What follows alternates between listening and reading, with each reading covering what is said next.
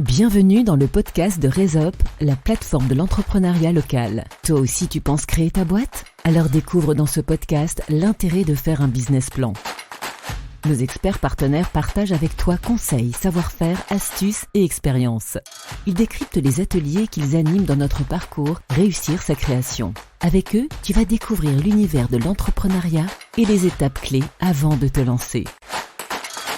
Bienvenue dans le podcast de Raise Up, la plateforme de l'entrepreneuriat local pensée par et pour les entrepreneurs du nord de la Haute-Savoie. Aujourd'hui, on parle de créer et gérer son entreprise. C'est l'atelier 2 du cycle Bâtir son projet. J'ai le plaisir d'accueillir maître Cécile Berceau, avocate associée, fondatrice de la société Chorus Avocat d'affaires. Bonjour Cécile. Bonjour Thierry, bonjour à tous nos auditeurs. Et Marie-Joëlle Chevalier, expert comptable et fondatrice de Magexpert. Bonjour Marie-Joëlle. Bonjour Thierry. On va commencer, si vous le voulez bien, toutes les deux par présenter tout d'abord vos activités, vos sociétés. Cécile, peux-tu nous présenter la société Chorus Avocat d'affaires ? Oui, avec plaisir. Alors en fait, Chorus Avocat d'affaires, c'est un nom qui est tout récent puisque ça date de mon association en janvier 2023 avec maître Maxime Socaz-Laramé, puisque jusque-là, ça faisait 10 ans que j'étais associée seule du cabinet Berceau Avocat. Fort du développement du cabinet, j'ai souhaité m'adjoindre les qualités, les compétences et surtout un associé pour pouvoir éviter d'avoir cette solitude intellectuelle qu'on peut avoir tous les jours et pour pouvoir poursuivre ce développement. Donc depuis janvier, on s'appelle Chorus Avocat d'affaires.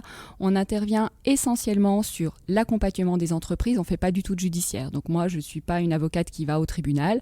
On accompagne, on est partenaire comme les experts comptables de l'entreprise depuis la constitution et malheureusement des fois jusqu'à la liquidation de la société. Voilà. Marie-Joëlle, peux-tu nous présenter le cabinet Magexpert ? Oui Thierry, alors le cabinet Magexpert vient de fêter ses 1 an. Tout comme Cécile, moi j'ai fait un choix il y a 1 an de sortir d'un groupe dans lequel j'étais associée. Aujourd'hui, le cabinet Magexpert est implanté sur Annemasse et Saint-Julien. Nous sommes un cabinet indépendant d'une 15aine de collaborateurs.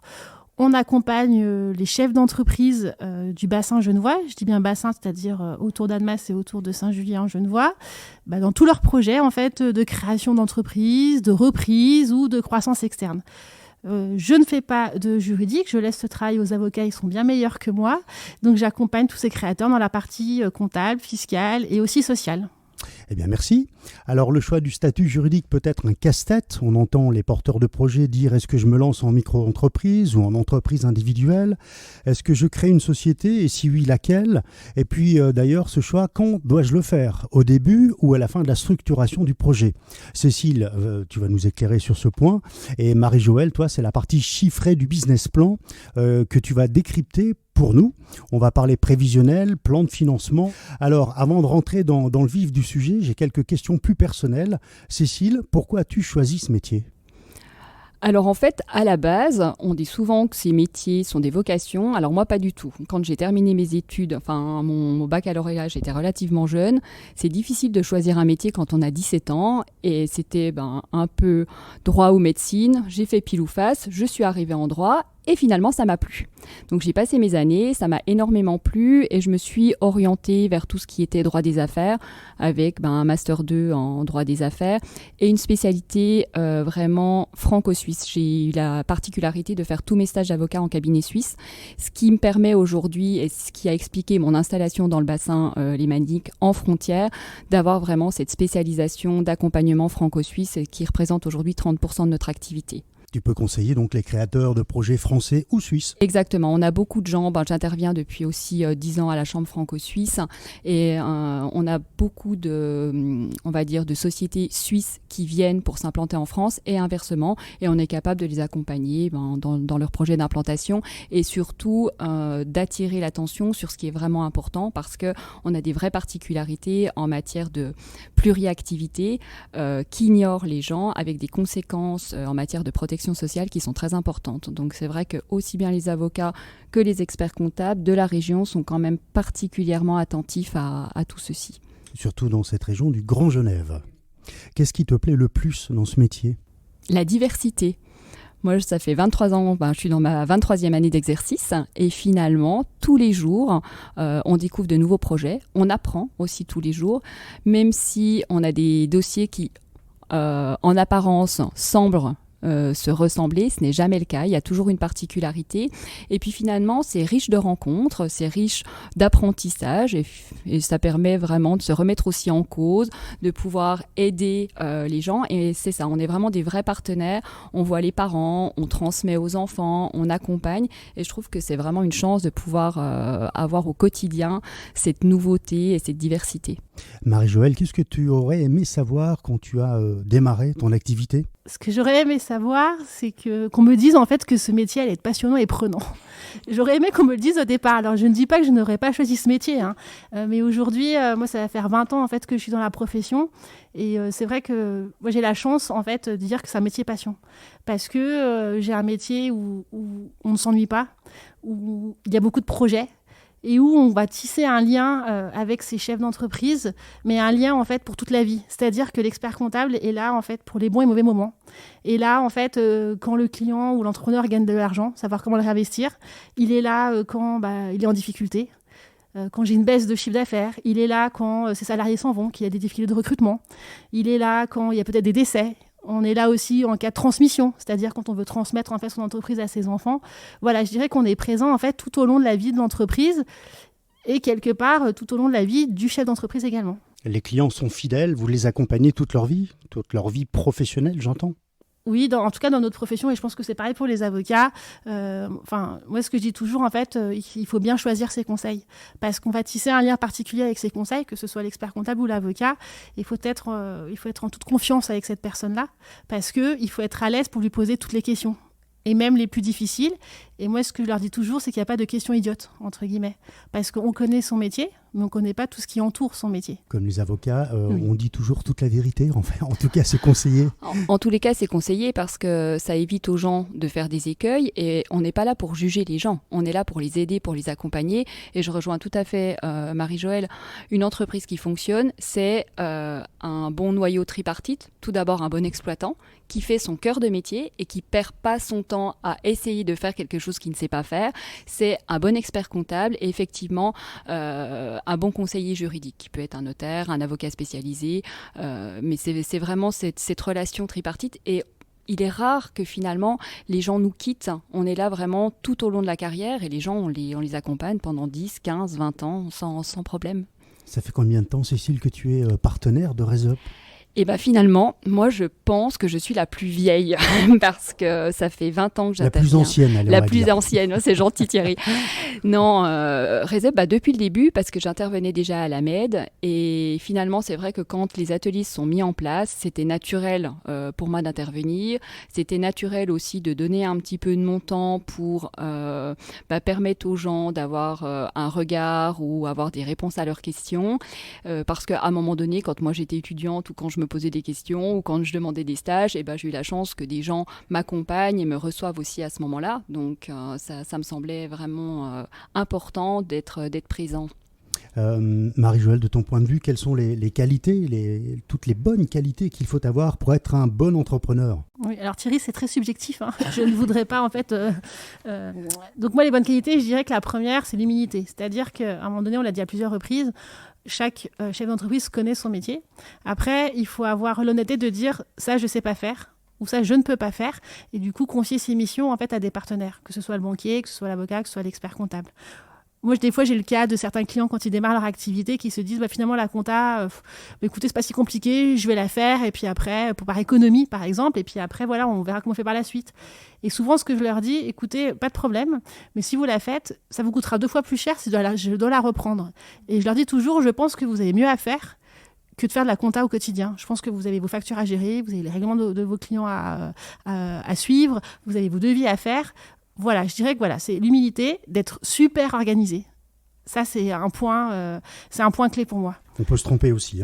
Bien sûr, on peut se tromper, mais voilà, l'organisation pour moi fait tout. Je pense que c'est la clé en fait de tout entrepreneur.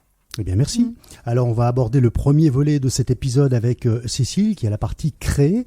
La création, c'est le choix du statut. Alors, d'abord, qu'est-ce que c'est qu'un statut, Cécile ? Alors c'est vrai que le choix du statut, c'est la grande question. Qu'est-ce que c'est qu'un statut ? Le statut juridique, finalement, c'est choisir d'être en entreprise individuelle ou en société. C'est choisir la manière dont on va exploiter, exercer son activité. Alors c'est vrai que c'est une grande question, mais c'est une question qu'il va falloir se poser dès le départ, parce que si on se la pose après, par exemple, l'étude, le business plan et autres, et là ça va pas du tout, parce que la typicité de certaines activités, conduisent à un choix de statut. Je peux vous donner un exemple. On a des gens qui viennent et qui nous disent moi, je vais faire une SARL pour ouvrir un débit de tabac. C'est pas possible, c'est interdit par la loi, parce que l'exploitation d'un débit de tabac, c'est en SNC ou c'est en entreprise individuelle. Vous avez tout un panel d'activités réglementées qui obligent à un certain statut.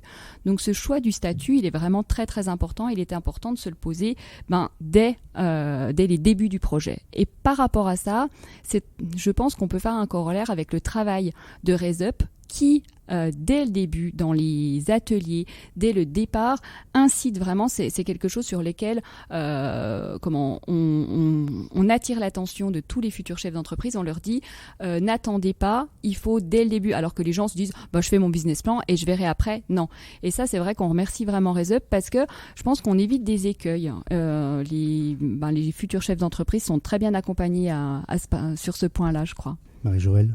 Oui, moi je voulais juste rajouter que dans les questions à se poser au départ, je dirais qu'il y a le choix du statut, il y a le côté juridique, ça c'est primordial, mais souvent on oublie un peu le côté social, le côté fiscal qui est aussi important. C'est-à-dire que demain on devient chef d'entreprise, il faut réfléchir à se dire, ok, si je me mets plus en entreprise individuelle ou en société, comment je vais être mangé ? C'est-à-dire combien d'impôts je vais payer, combien de charges sociales je vais payer. Et on a toujours des fois tendance à croire qu'être en micro-entreprise, j'ai un taux d'imposition qui est peut-être plus faible au départ, mais la base n'est pas la même. Donc de bien réfléchir, et je conseille de faire les ateliers RaisUp, parce que pendant une demi-journée, on déblaye tout ça. C'est-à-dire qu'on va vous présenter le statut de la micro, le statut de l'entreprise individuelle et le statut sous forme sociétaire, que ce soit la SA, la SAS, la SARL. Il n'y a pas d'exemple type, chaque cas est particulier, on le rappelle, pour chacun des porteurs de projets. Et on insiste vraiment sur ce point, Thierry. Quand on fait les ateliers, moi, je n'ai pas d'idée préconçue contre l'auto-entreprise ou pour la SAS ou contre la SARL. En fait, le but, c'est de choisir son statut et c'est de prendre tel statut parce qu'il correspond à notre activité et à la manière dont on va se développer. Alors on parle du porteur de projet, mais bien souvent il n'est pas seul dans la maison, il a une famille, il a une femme, des enfants. Quelle bonne question doit-il se poser également, Cécile ? Alors, on a effectivement les bonnes questions, vous le dites Thierry, et quand vous dites les bonnes questions, c'est drôle parce que c'est l'intitulé du premier slide en fait de la formation. Quand on forme les futurs entrepreneurs effectivement au choix du statut juridique, on va avoir ces bonnes questions. Dans les bonnes questions, la première c'est effectivement la situation personnelle, la situation patrimoniale, et quand je dis la situation personnelle, c'est plutôt le régime matrimonial. Parce qu'il ne faut pas oublier que quand vous constituez une société, quand vous vous lancez dans une activité, finalement, les deniers que vous allez investir, si vous êtes marié sous le régime de la communauté, ce sont les deniers communs, c'est l'argent du ménage. Donc, c'est très important de savoir et de mettre en corrélation aussi avec peut-être les montants de l'investissement, l'ampleur de votre projet. Si vous devez aller souscrire un emprunt de plusieurs centaines de milliers d'euros, est-ce que si vous êtes marié sous le régime de la communauté, il faut mettre l'argent commun dans cette nouvelle structure. C'est vraiment très très important à ce niveau-là. On peut penser peut-être aussi aux enfants, si on veut transmettre son entreprise plus tard. Bien sûr, ça c'est aussi... Alors, il faut y penser, mais pas trop tôt non plus. Parce que vous avez beaucoup de gens, quand ils viennent nous voir, ils nous disent « je veux mettre mes enfants tout de suite dans la société ». La réalité, c'est... déjà, la première question, c'est sont-ils mineurs, sont-ils majeurs ? Parce que par définition, on évite de mettre des enfants mineurs dans une société qui va aller souscrire des emprunts bancaires pour lesquels souvent, on va être garant à titre personnel. Donc, si on peut éviter ceci, après, les gens qui ont des enfants plus grands ou les enfants travaillent également dans la structure, ça peut être un deuxième volet. C'est vrai que dans les bonnes questions, Marie-Joëlle, souvent tu en parles aussi, quand on intervient ensemble, tu le dis, est-ce que vous allez partir tout seul ou à plusieurs ? Tout seul le chef d'entreprise ou à plusieurs avec ses enfants, ou tout seul ou à plusieurs avec d'autres personnes. On parlait des risques tout à l'heure, de l'emprunt bancaire. L'investissement de départ réduit-il les risques de l'activité ? Est-ce que c'est proportionnel ou pas du tout ? Non, c'est difficile. C'est pas forcément proportionnel. Aujourd'hui, on a quand même une vraie difficulté par rapport à la souscription des emprunts. Les banques nous demandent de plus en plus de garanties, c'est ceinture, bretelles et plus. Après, il faut pas oublier que dans l'esprit des futurs projets et aux ateliers Resop, on l'explique souvent, on a des erreurs qui sont commises par les futurs entrepreneurs qui confondent ce qu'ils vont mettre, ce qu'ils doivent aller chercher, ce qu'ils vont pouvoir récupérer par rapport à leur mise de départ, et on a souvent une confusion dans le montant du capital social et le montant des apports qui vont être des apports en compte courant. Alors c'est vrai que les gens, s'ils nous disent moi j'ai 30 000 euros à apporter, on va leur dire peut-être que vous faites une société avec un capital à 5 000 euros. Cet argent, j'insiste, c'est une idée préconçue, mais cet argent n'est pas bloqué. Une fois, on le met à la banque, on le met sur un compte de consignation, le temps de créer la société. Une fois qu'on aura notre extrait cabis, finalement, cet argent va venir en fonds de roulement, en trésorerie, sur le compte bancaire de la société. Et à côté de ce capital social, vous allez avoir finalement l'argent que l'associé va prêter à la société. Et ça, c'est de l'argent en compte courant qui, lorsque la trésorerie le permettra, sera tout simplement remboursé par la société à l'associé. Quel conseil tu pourrais donner, Cécile, sur le montant du capital de départ? Est-ce qu'il y a pas des barèmes, mais en fonction de l'activité exercée? En fonction de l'activité, c'est surtout aussi par rapport aux futurs partenaires. On a des activités où effectivement on a une obligation de représentation. On a peut-être on doit apparaître plus important. Aujourd'hui, un capital trop bas, ça on le dira jamais assez, c'est catastrophique. La loi nous permet de faire des sociétés à 1 euro. Et ça, c'est dramatique parce que finalement, ce que les gens ne savent pas, là encore, ce que les gens ne savent pas quand on va faire sa société en ligne, sur Legal Start ou sur, pour ne pas les citer, en 3 clics, on vous dit pas que la première année d'exercice, qui est souvent une année déficitaire, parce que on a toutes les charges à appréhender, mais en fin d'année, quand on fait un capital même à 1 000 euros, je parle même pas des capitals à 1 euro, mais vous faites un capital à 1 000 euros, fin de première année, si vous avez perdu 1 000 euros, ça veut dire que vous avez super bien travaillé parce que vous êtes quasiment à l'équilibre. Et là, manque de chance, vous avez ce qu'on appelle perdu la moitié de vos capitaux propres. Ce qui veut dire qu'il y a une décote qui se fait au niveau de la Banque de France. Vous devez faire une assemblée générale pour pouvoir anticiper la dissolution ou la continuation de votre société. Il y a tous des impacts qui sont extrêmement importants. Donc c'est vrai que ce montant de capital social, il faut vraiment prendre le temps de le définir avec son conseil au moment de la constitution. Oui, Thierry, je voulais juste rebondir. Tout à l'heure, Cécile parlait du capital social. Souvent, en atelier, on nous pose la question de savoir, mais ce capital, qu'est-ce que c'est en fait? Finalement, l'argent est bloqué, mais il est bloqué où? Je ne comprends pas. Et en fait, il n'est pas bloqué, c'est-à-dire qu'il est bloqué sur le compte de l'entreprise. À partir du moment où on décide d'un montant, moi, je conseille toujours à minima 5 000 euros. Au moins, pourquoi? Parce que ce montant va être diffusé publiquement. C'est-à-dire qu'il va être diffusé sur le papier en tête de l'entreprise, sur ses factures, vis-à-vis des fournisseurs. Des fois, les fournisseurs peuvent demander un certain niveau de caution. Donc, le fait d'avoir mis 5 000 euros, c'est un gage déjà de crédibilité vis-à-vis des tiers. Et surtout, ces 5 000 euros, en fait, ils sont déposés sur le compte bancaire de la société. Et cette somme va être par la suite utilisée pour les besoins ou de fonctionnement de la structure, pour payer par exemple les frais de constitution, pour payer les premiers investissements, etc., etc. Donc l'argent n'est pas bloqué ou perdu. Il est disponible. Il est disponible, mais pour les besoins de la société. Cécile, on entend souvent aussi dire est-ce que je peux démarrer en micro ou auto-entrepreneur et puis après, si les affaires marchent bien, si ça se développe bien, je pourrais changer de statut. Alors pour moi, c'est vraiment quelque chose d'erroné. On commence pas pour voir avec un statut d'auto-entreprise parce que finalement, on se dit c'est pas cher et on va pas engager des frais pour constituer une société aujourd'hui. Il faut pas oublier que, comme je le disais en préambule tout à l'heure, le choix, on le choisit. Parce que c'est le bon statut et qui correspond à l'activité qu'on a choisie, qu'on va développer et pour laquelle on va vraiment s'investir. Au-delà de ça, ça peut être une catastrophe parce que la réalité, mais Marie-Joëlle pourra en parler beaucoup mieux que moi, on a la fiscalité qui va avec la comptabilité également d'une entreprise. Et les gens qui commencent en entreprise individuelle, qu'est-ce qui se passe? Finalement, manque de peau. Si ça marche, et c'est tout ce qu'on leur souhaite, c'est tout ce que je souhaite aux auditeurs qui nous écoutent, au bout d'une année ou au bout de deux années, on va passer les seuils. Et là, c'est la catastrophe. On passe les seuils de la TVA, on passe plein de seuils et on a surtout, à la fin, il ne faut pas l'oublier, le résultat de l'entreprise individuelle, la dernière ligne, si vous avez un bénéfice, c'est ce montant-là, pris ou pas pris, j'insiste, que vous déclarez sur votre 2042, sur lequel vous imposez et sur lesquels également vous allez payer des cotisations sociales. Donc il ne faut pas faire l'erreur de dire « je verrai bien » parce que quand ça arrive, c'est trop tard, quand on doit dépasser les seuils. Et nous, on reçoit plein de gens qui ont commencé comme ça. Ça nous arrive, moi j'en fais à peu près 3 par mois. Donc c'est énorme.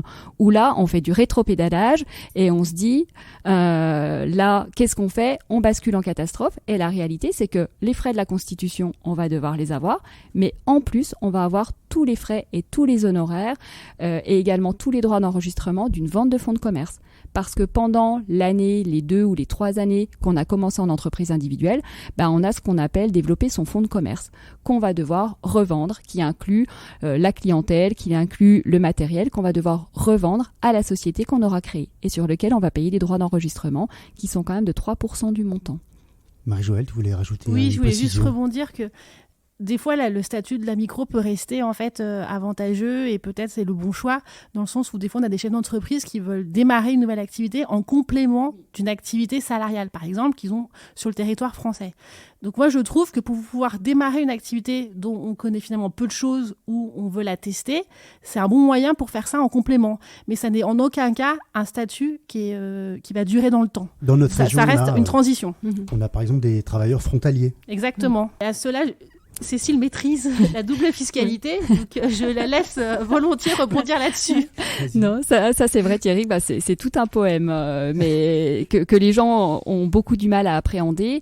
Et là, dans le choix du statut, quand je disais tout à l'heure, il y a des fois où on n'a pas le choix, typiquement, un chef d'entreprise, un frontalier qui vit en France, qui a une société en Suisse, la société en Suisse, quand vous êtes gérant d'une société en Suisse, vous êtes assimilé salarié. Quand vous êtes gérant d'une SARL en France, vous êtes travailleur non salarié, TNS.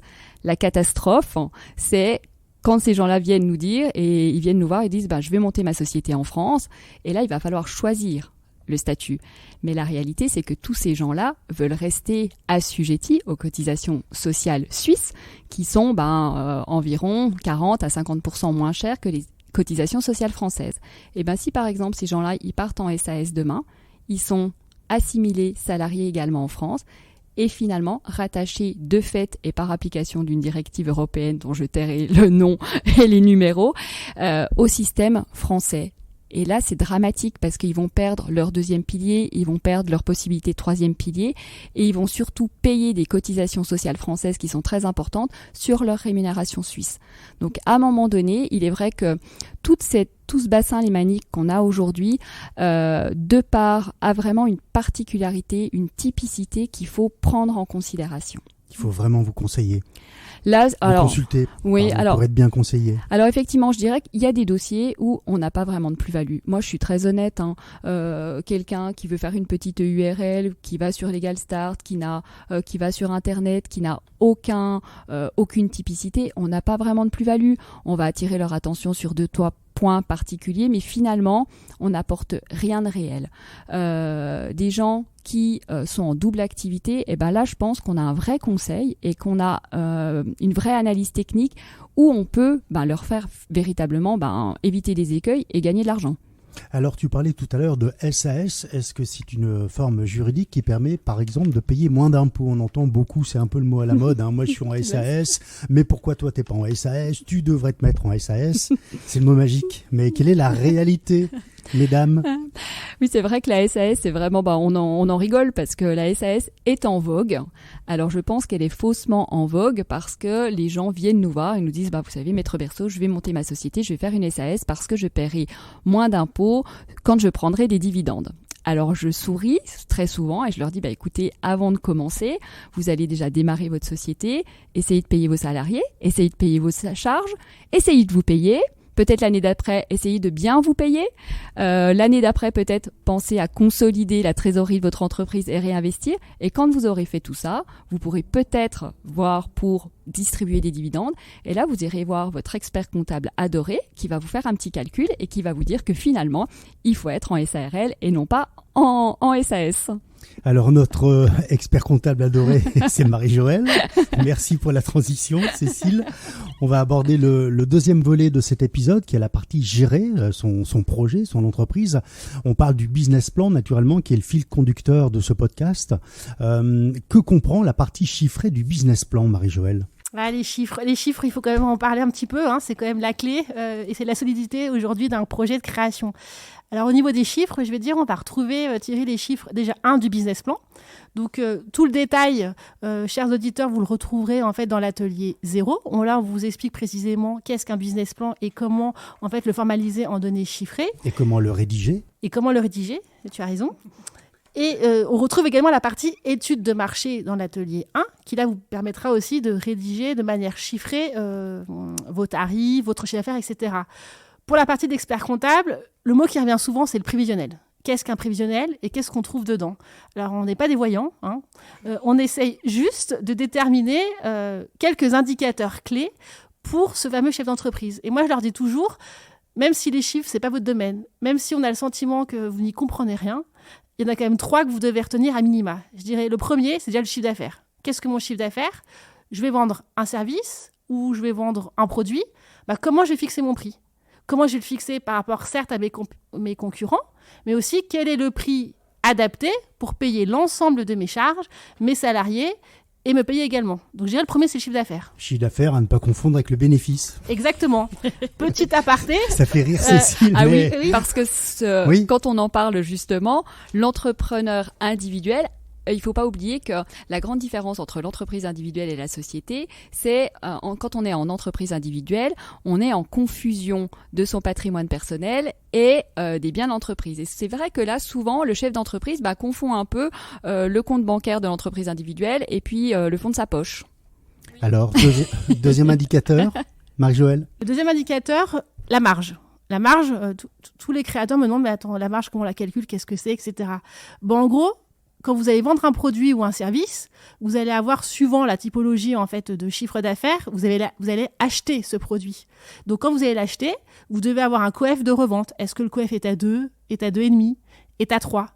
Donc, le chiffre d'affaires n'est pas la marge et n'est surtout pas le bénéfice. Le troisième indicateur que je voudrais relever, je dirais, c'est celui des banquiers également. C'est le seuil de rentabilité. Ce fameux seuil de rentabilité, qu'est-ce que c'est ? En gros, c'est le chiffre d'affaires à faire au minimum pour régler l'ensemble de ses charges. Donc, quand on va faire un prévisionnel, on va déterminer, quelles sont mes charges fixes ? Est-ce que je vais avoir un loyer ? Est-ce que je vais louer du matériel ? Combien va me coûter mon assurance ? Combien va me coûter mon électricité ? Combien va me coûter un peu quand même mon expert comptable et mon avocat ? Ça rentre quand même dans le prévisionnel aussi. Toutes ces charges fixes. Est-ce que je vais avoir des salariés ? Et moi, pour vivre, en tant que chef d'entreprise, combien il me faut pour, à minima, comme salaire ? Donc, on fait la somme de tout ça et ça nous donne à l'envers le seuil de rentabilité, autrement dit, le chiffre d'affaires minimum à faire pour payer l'ensemble de ses charges. C'est un peu la balance entre les rentrées et les sorties. Exactement. Alors, est-ce qu'il faut faire un prévisionnel même si je démarre gentiment comme auto-entrepreneur ou individuel ? Alors, il faut savoir que le prévisionnel n'est jamais obligatoire. Moi, pour une micro-entreprise, je leur conseille toujours parce que le choix de la micro-entreprise, c'est un choix, c'est un statut fiscal en fait. Mais dans tous les cas, ils restent entrepreneurs. Dans tous les cas, ils ont tous pour ambition de gagner leur vie. Donc à un moment donné, de connaître, que ce soit en micro, que ce soit en SAS, que ce soit en entreprise individuelle, il est important de connaître, entre guillemets, son seuil de rentabilité. Donc moi, je conseille de le faire. Est-ce qu'il faut obligatoirement le faire valider par un expert comptable ? Alors, il faut savoir que la profession d'expertise comptable, c'est une profession réglementée. Donc, nous, en fait, en tant qu'expert comptable, on a une prérogative d'exercice vis-à-vis de la tenue comptable et de la validation et certification des comptes. Après, le prévisionnel, c'est une mission annexe qui est libre. C'est-à-dire que chaque entrepreneur peut le faire soit validé par un expert comptable, soit le faire lui-même, soit passer par des chambres consulaires. C'est possible. Mais quand le chef d'entreprise a un besoin de financement, dans 95% des cas, la banque demandera en fait une signature. Et il demandera la signature de l'expert comptable et pas de l'entrepreneur. Quel conseil tu pourrais donner aux personnes qui essayent de réaliser eux-mêmes leur prévisionnel ? Alors, le conseil, alors moi, c'est ce que j'applique aussi au quotidien quand même. Moi, je suis toujours hyper pessimiste en fait quand je fais un prévis.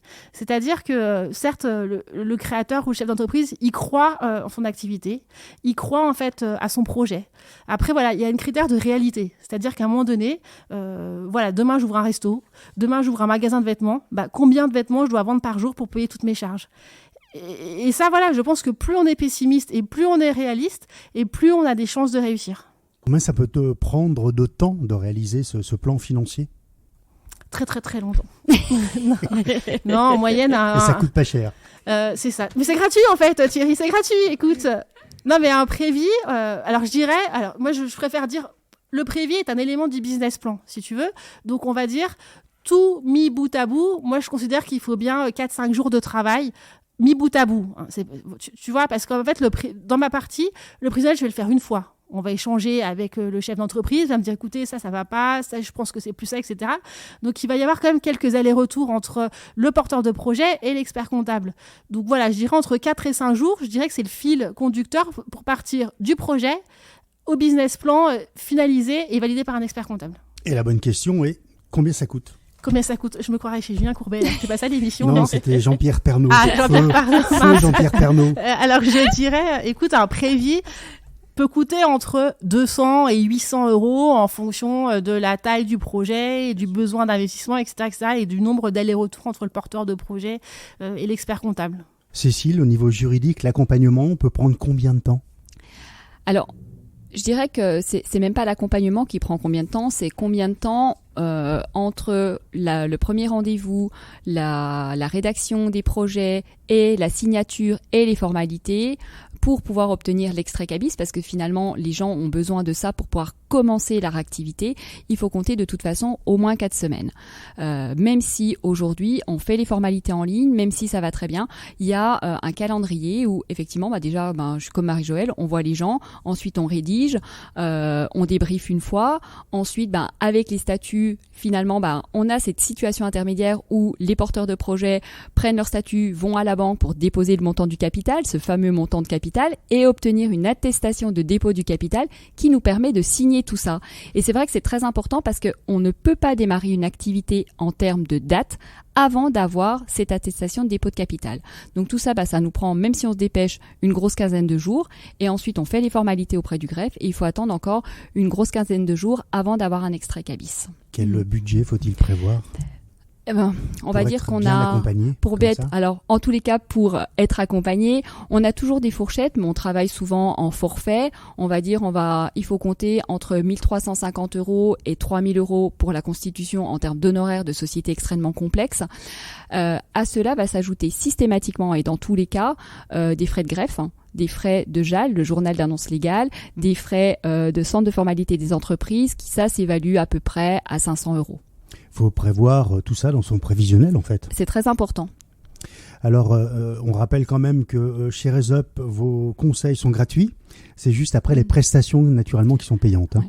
La réalité, Thierry, c'est que... Alors, je sais pas pour toi, Marie-Joëlle, mais moi, tous les gens qu'on a chez RaisUp en atelier, on leur dit toujours, vous pouvez venir nous voir. Et moi, j'ai jamais facturé depuis 22 ans un entretien à des porteurs de projets qu'on a vus en atelier.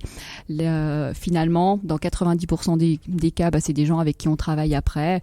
Et puis, on va facturer par la suite. Ce sont de futurs clients. Pour les experts comptables, c'est pareil. Même moi, dans mon retour d'expérience, fait que quand on ressent en fait le porteur de projet la première fois, on va échanger avec lui, on va définir un petit peu son projet. Il n'y a pas de facturation, c'est-à-dire on pousse pas la porte d'un expert comptable et bim, c'est 250 euros. Je leur dis toujours, on travaille sur le long terme. En tout cas, tous les experts comptables partenaires de RaisUp, je sais, fonctionnent comme ça. Alors, riche de votre expérience, quels sont les 3 écueils à éviter dans un business plan, Cécile ou Marie-Joëlle ?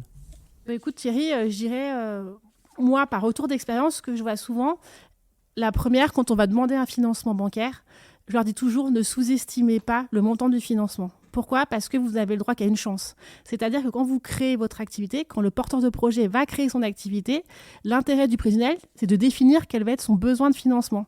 Et des fois, il y en a qui me disent, tiens, peut-être que la voiture, je l'achèterai plus tard. Ou tiens, cette machine pour démarrer, finalement, je pense que peut-être pas tout de suite, mais dans 3 mois, j'en aurai besoin. Moi, je leur dis toujours, mettez le maximum tout de suite. Pourquoi ? Parce que si vous redemandez un financement dans les 6 mois ou l'année qui suit, ils ne vous demanderont plus le prévisionnel, ils vous demanderont la réalité du prévisionnel.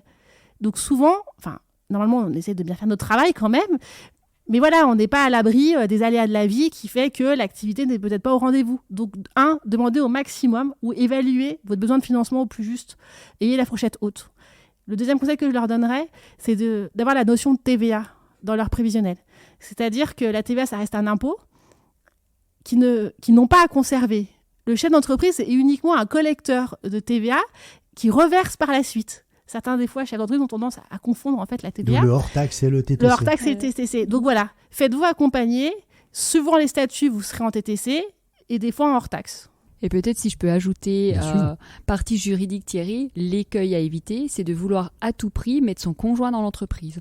On a souvent le cas, les gens viennent, alors peut-être plutôt pour tout ce qui est activité artisanale, où vous avez, je prends l'exemple du plombier, madame qui fait les devis à la maison, mais qui par ailleurs a son statut, qui est salarié, et systématiquement, c'est des gens qui sont mariés sous le régime de la communauté, et la personne nous dit, moi je veux que mon épouse, elle soit aussi dans la société. Alors à chaque fois, je le dis, même si madame est là, je dis non, tout simplement parce que si votre mari décède, vous n'avez pas le diplôme de plomberie. Si demain vous devez divorcer, c'est par définition votre mari qui va rester et qui va garder l'entreprise parce que vous ne pourrez pas l'exploiter à nouveau parce que vous n'avez pas le diplôme. Et finalement, les gens ont cet aspect psychologique où ils veulent participer.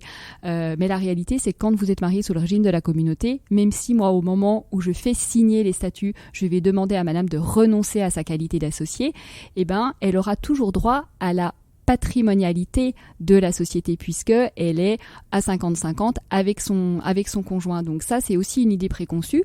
C'est celui qui est dans la société, c'est celui qui travaille dans la société. Et ça remet pas en cause l'amour qu'on peut avoir pour l'autre personne, pas du tout. Bien sûr.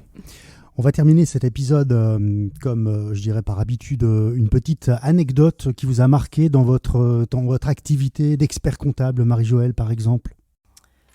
Alors moi, je te dirais, Thierry, une anecdote de retour d'expérience des ateliers RESOP, où je félicite quand même tous ces chefs d'entreprise ou ces futurs chefs d'entreprise sur l'originalité de leur activité ou du choix de leur activité.